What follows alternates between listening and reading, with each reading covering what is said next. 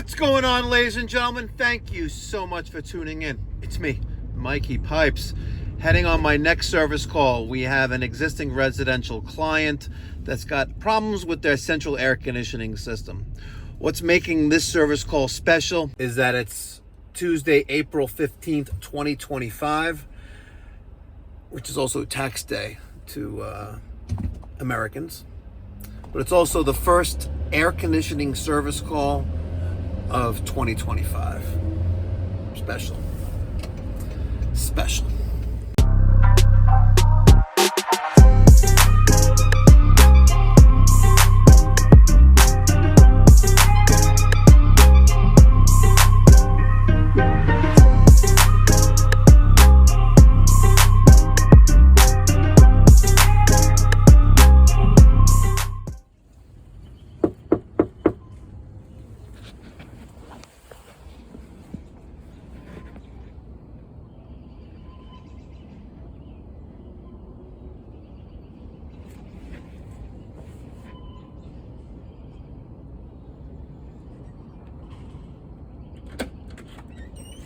Hi, good morning. Happy Passover. Oh, thank you. Go upstairs. She's right there. Yes. Hey, How you doing? how are you? How you doing? I'm doing good. It's been a long time. It has been a long Yes. time. How you been? I'm doing good. I'm doing really good. I'm not cheating on you. No, I'm not cheating on you. Mike, this is Bill, my new significant other. Congratulations, Yes. Mazel Tov. Very Thank nice. You. Thank you. Yes. Wow, So, congratulations, thank you. guys. That's Yes. awesome. Yeah, he went through it. He knew how bad I was. Yeah, Yes, she was. Yeah, pretty bad. yeah. Wow. So Amazing. I'm so happy for you. We met. We've been together for 2 years. God bless. So- Oh, look at that. It's awesome. Yeah. Pleasure. Hi, Bill. I'm Mike. Oh, God. Mike's gotten me through many crises. I've been, yes, thank God. I understand you have a big one now, though. Yeah, I don't know if it's gonna, wait, I need my phone, I took a picture. It's going to do it. I know it's going to do it. Low pressure. Everything, your wife is good? My wife is good. Good. My wife is very good. Let's see. Hold down that. Aren't you proud of me? I took a picture. Yeah. Yeah. That's more than my mother could do. Low pressure, lockout. Yep. Okay. Let's go look at the errors here. Filters clean? I'm guessing. We have filters, Yeah. You put the hole in the ceiling too? No, what hole in the ceiling? That? no. No, that was here already. No. But he redid my whole system. Low pressure lockout. And low pressure switch open.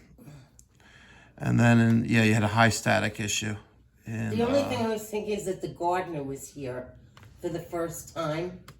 And maybe by the compressor. I hope you didn't hit anything. I don't know. I hope not.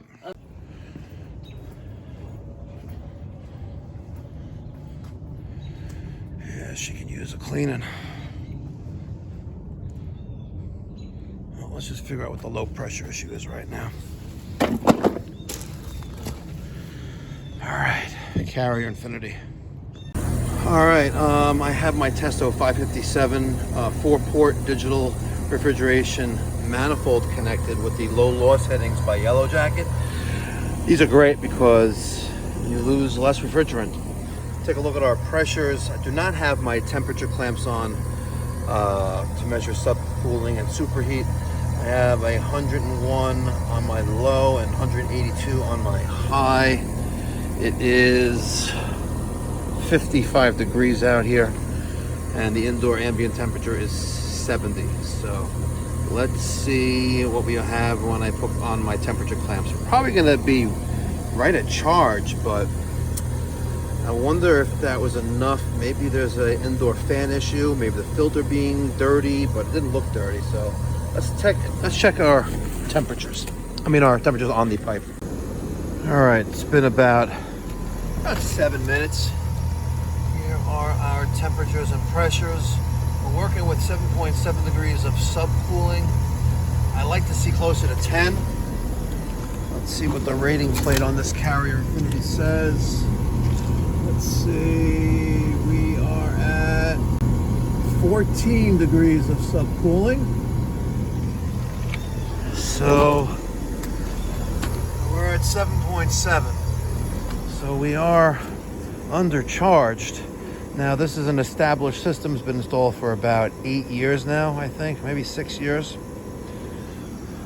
The only thing we didn't change with the line set, so using an 1.25 inches. Yeah, 1.25 inches.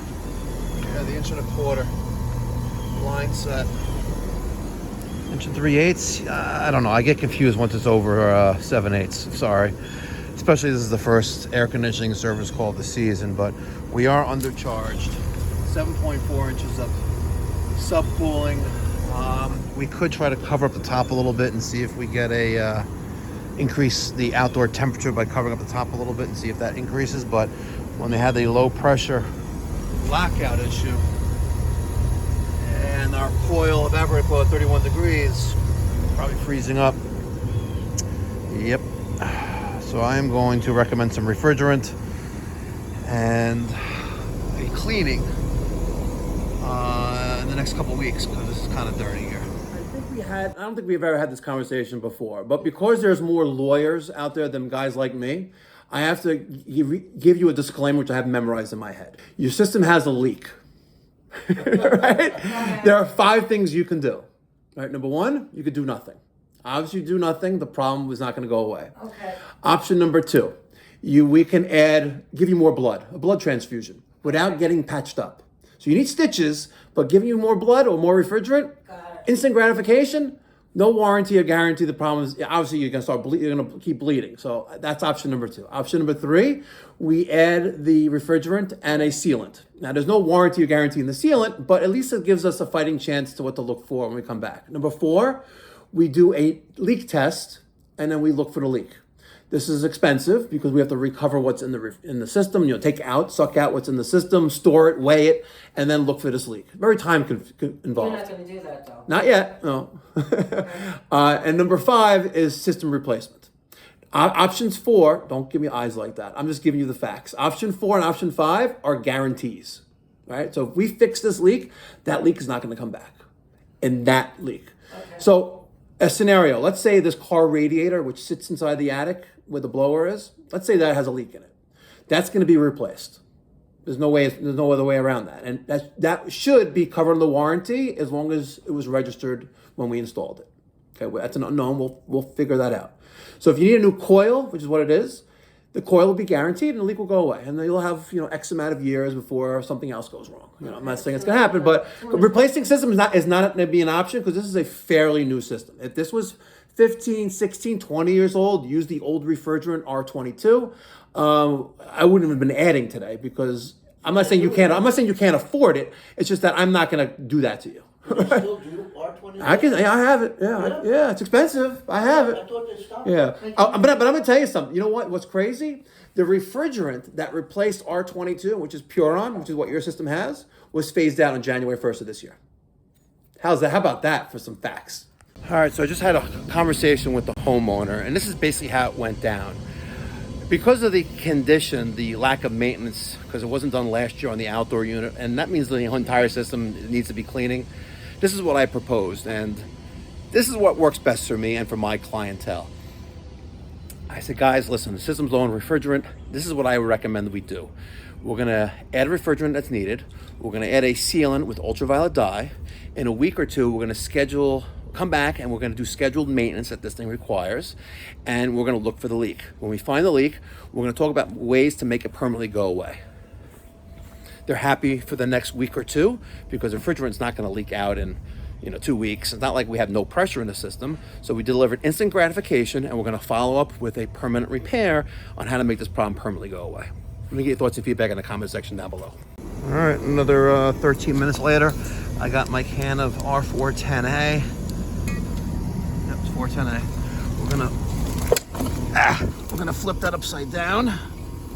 Okay, my scale was already zeroed out. See? Close enough. All right, let's purge out the air. Okay, let's do our low pressure hose. Now, 6.8. Let's add some refrigerant to the system. What we're gonna do 1 pound to start. We need to be at 14 degrees of subcooling, ladies and gentlemen.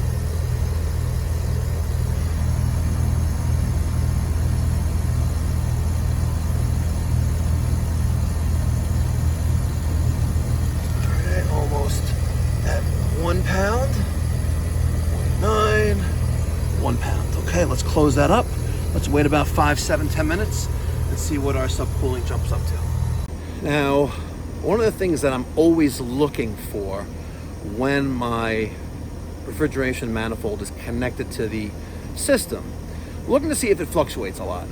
You know, if I see my pressures and temperatures jumping up and down like this, pressures that is, that means I could possibly have some non-condensables in the system, and that would equal a full recovery, full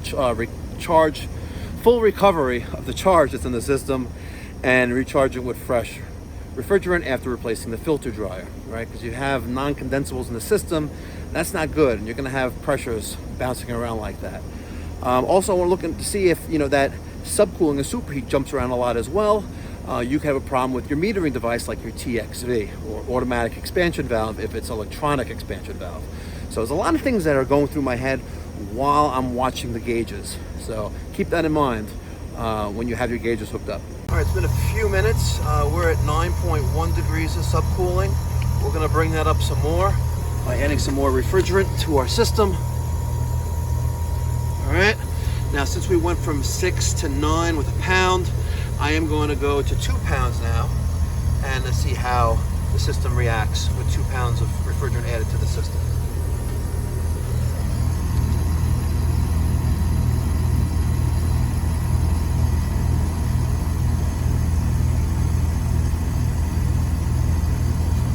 Okay, almost at 2. There we go. All right, let's sit and wait. All right, so I repeated that process a couple more times. We're at 3.8 pounds.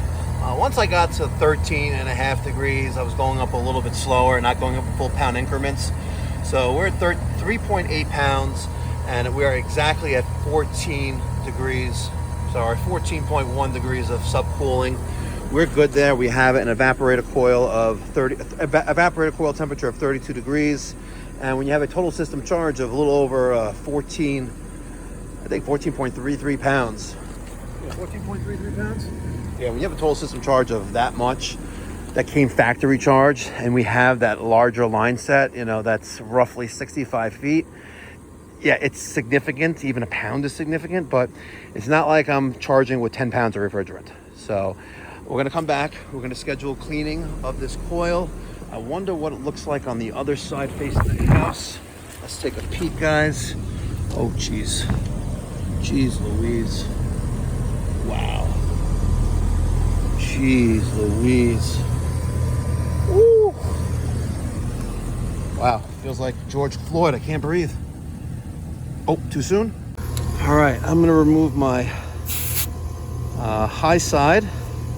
No, wrong. Wrong, Mike, wrong. Totally wrong. I'm gonna remove my low side, low loss fitting hose.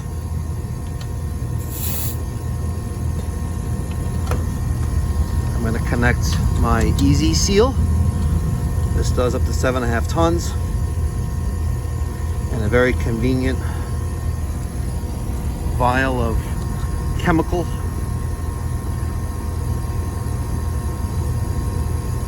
Okay, now my tank is closed off. First thing I'm going to do is I'm going to open up that, and I'm going to open up my low side. Let's take off this, actually. I'm sorry, I know. Let's our high side is open. Let's open up our low side and watch the refrigerant push the chemical into the system. There we go. Just about clear there. There we go, beautiful. Okay, so now the system has to stay running for about half hour, 45 minutes to allow the solution, the chemical, with the dye to circulate through the entire refrigeration circuit. Now I'm going to take a crescent wrench and I'm going to tighten up my service port caps. If you're in a jurisdiction that requires locking caps on your service valves, service ports, make sure you use that. It's to everyone's benefit. Okay, so remember, these caps are your first line of defense against refrigeration leaks. So make sure you secure them properly. All right, ladies and gentlemen, total time on site, 1 hour, 12 minutes.